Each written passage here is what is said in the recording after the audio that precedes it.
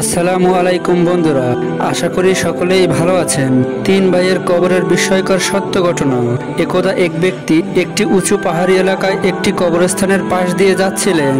বেশ কিছুক্ষণ যাওয়ার পর হঠাৎ তার চোখে পড়ল তিনটি কবর এবং তিনি লক্ষ্য করলেন যে প্রত্যেকটি কবরে যেন কিছু একটা লেখা আছে এবং তিনি গভীর আগ্রহে কবরগুলোর কাছে গেলেন লেখাগুলো পড়ার জন্য। সেখানে গিয়ে তিনি যা দেখলেন তাতে তিনি বিস্মিত হয়ে গিয়েছিলেন।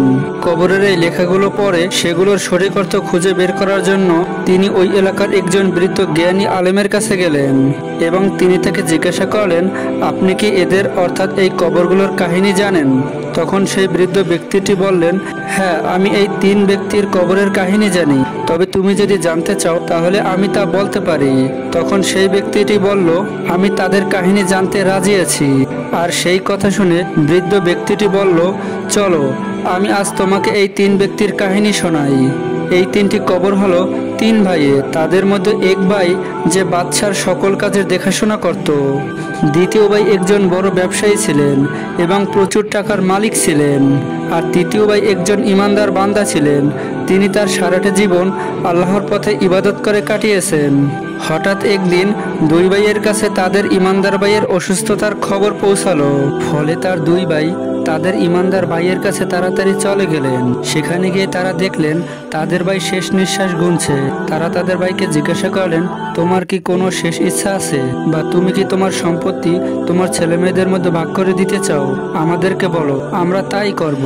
তখন তার মৃত্যুশয্যাকালীন ভাই বললেন, তাদের দেওয়ার মতো আমার কাছে কিছুই নেই। তখন তার ভাইয়েরা বললেন, তাহলে তুমি আমাদের সম্পত্তির কিছু অংশ নাও, আর সেই অংশ দিয়ে তোমার ছেলে মেয়ের ইচ্ছা পূরণ করে যাও, বা তোমার মনের শান্তি পূরণ করে যাও। তখন ওই ইমানদার ব্যক্তিটি বললেন, না, আমার কোনো কিছুর দরকার নেই। তাই তিনি তার ব্যবসায়ী ভাইকে বললেন, ভাই, তুমি আমার একটা কাজ করবে।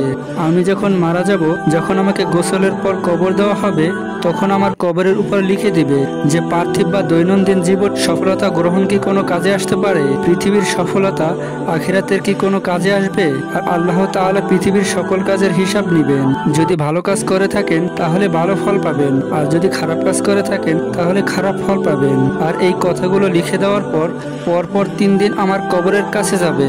কিছুদিন পর ওই ইমানদার ব্যক্তির মৃত্যুর পর তার ব্যবসায়ী ভাই 3 দিন তার কবরের পাশে গেলেন এবং সর্বশেষ দিনে তিনি যখন তার ভাইয়ের কবরের কাছ থেকে চলে আসতে লাগলেন, তখন একটি জোরে আওয়াজ শুনতে পেলেন এবং সেই আওয়াজ শুনে তিনি ভয় আতঙ্কে সেখান থেকে চলে আসলেন।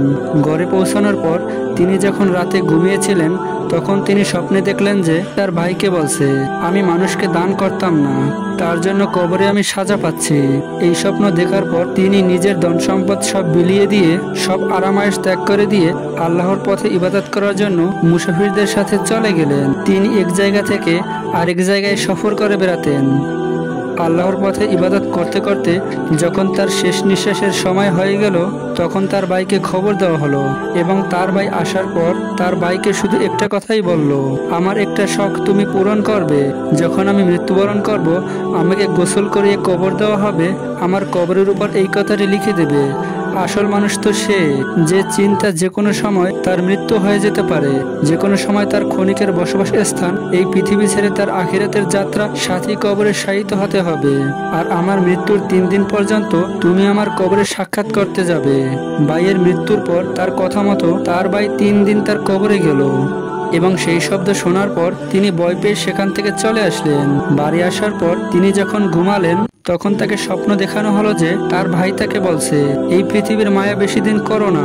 ভাইয়ের এই কথাগুলো শুনে সে স্বপ্ন থেকে জেগে উঠল এবং তার সন্তানদের মধ্যে সকল ধন সম্পত্তি বন্টন করে চলে গেলেন সাধারণ জীবনযাপনের জন্য।